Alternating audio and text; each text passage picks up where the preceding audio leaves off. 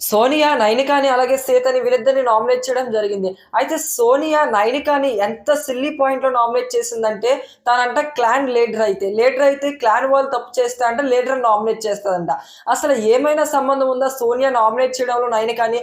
నాకైతే చాలా అంటే చాలా సిల్లీ రీజన్ అనిపించింది నైనికాని నామినేట్ చేయడం సోనియా. సో, నెక్స్ట్ మనం చూసుకుంటే మళ్ళీ సోనియా సీతనైతే నామినేట్ చేయడం జరిగింది. సో, సీత అంట తను టాస్క్ ఆడే విధానం తనకి తెలియడం లేదంట. మరి ఈమెకేం తెలిసినట్టు సోనియాకి.